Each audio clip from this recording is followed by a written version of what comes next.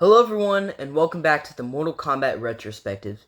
Today we are looking at Mortal Kombat X, which is the second MK game made by NetherRealm Studios and was released in 2015. Mortal Kombat X is almost a completely different fighting game from MK9, and we will of course talk about why. Now let's not waste any time and get straight into this.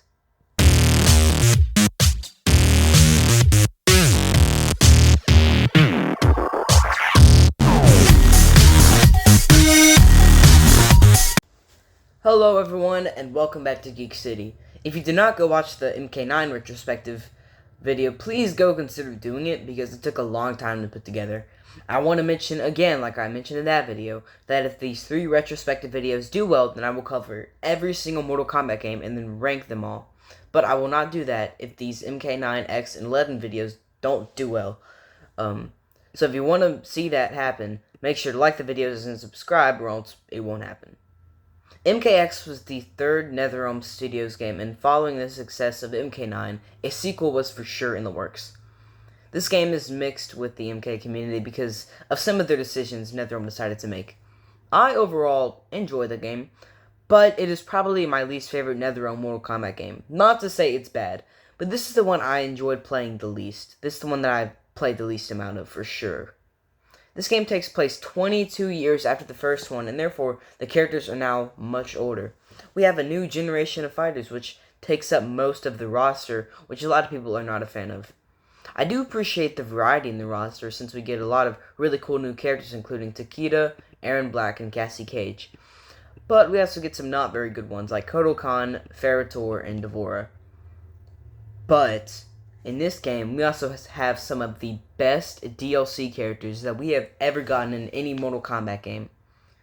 As a huge horror fan, this is to be one of the best DLC characters ever. We have Jason Voorhees, Leatherface, Predator, and the Xenomorph, all in one game. We also got some returning characters like Tanya Baraicho and Trimmer. So this game, I would argue, has the best DLC of any MK game at the moment, but that could change depending on my mood. The atmosphere of this game is very divisive, though. On one hand, the fights are more brutal because your characters get dirty, because by the end of the fight there is dirt and sweat all over them. But on the other hand, the game is not very fun to look at. It's very dark and the colors are bland, mostly consisting of black, brown, and gray. It's just a very drab color palette. Most of the stages are not very good either. We only have like 1 or 2 retro stages, and a lot of the new ones aren't very good. But there are a few exceptions. I think the Destroyed City, Refugee Camp, and the Sky Temple are really good, along with a few others. But overall, the game is not pretty to look at. But the graphics were a huge step up from MK9, which is always cool to see.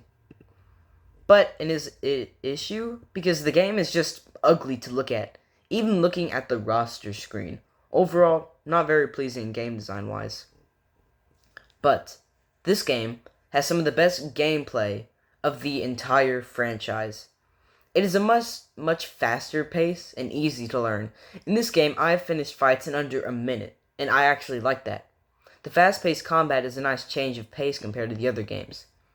This is another Mortal Kombat game where it is much more of an offense than defense game. If you are not constantly attacking, then you will never get a chance to deal damage, and you will lose very quickly. Especially in this game because of how fast it goes.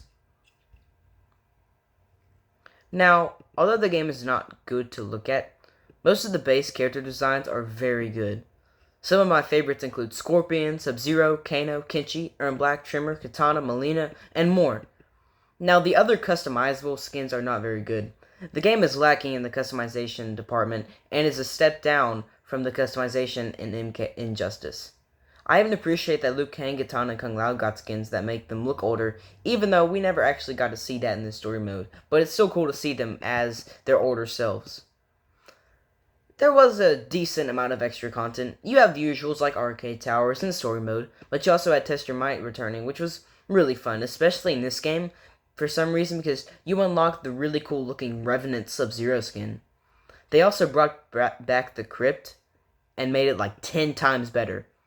The overall look of it was way better, and moving around is much easier than it was in MK9. The jump scares were way worse, and they didn't get any better in MK11. You also have the whole faction war thing, which I personally was not into, but I know a lot of people enjoyed that. Now, the gore in this game is okay. I think the fatalities are not very good in this game, along with MK9, but I just forgot to mention it. I forgot to mention in the MK9 video, the fatalities are okay. Now, luckily, NetherRealm stepped it up when it came to MK11 and MK1, but the fatalities in this game were not very good. But it was cool to see the classic fatalities from the arcade era being brought back, but other than that, not much good stuff here. MK9 and MK11 brought back old finishers like babalities and friendships. I wish this game had brought them back too. And I think MK1 is, so if they do, then this would be the only game to not have those type of finishers. Now, one of the more controversial things about this game is the story mode. The biggest issue is that it's mainly focused on the combat kids, which I didn't mind because I actually like all of them except for Jackie because she's just boring. I like that the older legacy characters are not the leads, but they still get a lot of great moments in the story mode. Some of my favorite moments include the Johnny and Sonya argument about the divorce, because I think that adds to both of their characters and really shows how much Johnny Cage has matured. And of course, I'm a Johnny Cage fan. He's my favorite character, so it's always cool to see that.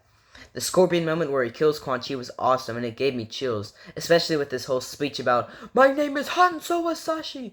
Yeah, all that stuff, that was really cool. Another one of my favorites was when Jax was brought back, and after he was a Revenant, because basically they brought him back, and he was like Farmer Jax and everything, and he gets to beat up Quan Chi. That was really cool to see him kicking all kinds of butt after being tortured as a Revenant, and his whole "it's good to be back" that thing, it was pretty cool. I think the story relies too much on flashbacks because there are a lot of them. I think one of the reasons they have so many flashbacks is because of the chapter system. Each character needs to have 4 fights, so they have flashbacks so that more characters can fight each other. I still think NetherRealm needs to scrap the chapter system. And the other issue, in my opinion, is the main villain is not that much of a threat. Shinnok is defeated in the first 20 minutes of the game, so automatically he's kind of lame, he's not a threat. And then he just disappears for about 2/3 of the game. While he is gone, we have Quan Chi as a villain, but he gets beat up like 3 different times. Once against Sonya, when she crushes his nuts. Another with Jax, and then when he is killed by Scorpion. And I'm pretty sure there are more. I may be forgetting some. So while our main threat is gone, we have this wimp as a substitute. And then Shinnok is brought back in the big bad of the game. The big villain, the big antagonist, is defeated by an unplanned teenager. I actually like the Civil War plot, and it's necessary because without it, there would absolutely be no threat in this game whatsoever. I was much more invested in Melina with the amulet over the Quan Chi and Shinnok plot. Now, a lot of people do not like Melina being brutally murdered, but I thought it was a nice twist, and I also like it because Melina has probably the most toxic fan base out of any character. She's like the Swifties of the Mortal Kombat universe. But we also get introduced to D'Vorah, who I hate because she gets to kill like 3 different iconic legacy characters, Melina, Baraka, and Scorpion. It's ridiculous. I still think Noob Saibot should have been the one to kill Scorpion. But overall, I enjoy the story mode, but it's still probably my least favorite story mode out of the Mortal Kombat games. But I still think it's pretty decent with a lot of great character moments and fight scenes. The story mode also has some great voice acting performances from the usual obvious ones like Patrick Seitz as Scorpion and Richard Epcar as Raiden, but we also have a lot of other great ones like Steve Blum as Sub-Zero, Baraicho, and Reptile, Andrew Bowen as Johnny Cage, Smoke, and Rain, and the absolute voice acting legend Troy Baker as Aaron Black, Shinnok, and Fujin. To wrap up my thoughts, I think that Mortal Kombat X is a solid entry in the Mortal Kombat franchise with a few issues. The roster and overall atmosphere are easily the worst things about it, but it has great gameplay and a pretty good story mode. As always, make sure to let me know what you think of this game in the comments down below, and if you want me to review every single Mortal Kombat game, then show these videos some love, because they take a while to make, and I don't want to make them if I'm not getting any views from them. So if you want the reviews, make sure to like these 3 retrospective videos, along with commenting and subscribing to the channel. And make sure to turn on notifications so you know when new videos like this are posted. I hope you enjoyed the video, and as always, stay geeky. Hey guys, it's me. Yes, the video's over, but I wanted to give you some plans for upcoming videos. So of course you'll have the MK11 retrospective, which will most likely be the longest because there's so much in that game to talk about for good and bad. But there are also a few other things I want to mention just for some upcoming videos. I'm going to do a Mortal Kombat 1 skin ranking part 2 because they've added a lot more skins since I did that video. So that will be happening. It'll be another tier list video. That first one did pretty well, so hopefully this one will as well. I also have a few other things coming up that I wanted to surprise you guys with. So those Justice League reading order videos, for all of you who are wondering, Lord, I can't speak today. All of you that are wondering, those Justice League reading orders are still in the works. It's just taking me some time to get all of the books I need. So I wanted to let you guys know that now. Yeah.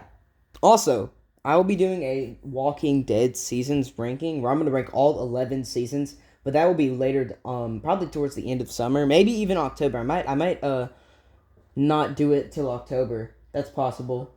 And then I also am going to do a How to Write Mortal Kombat 2, which will be a sequel to Mortal Kombat 1, obviously. So yeah, I just wanted to let you guys all know that right now. Make sure to turn on notifications so you are aware of that. Stay geeky!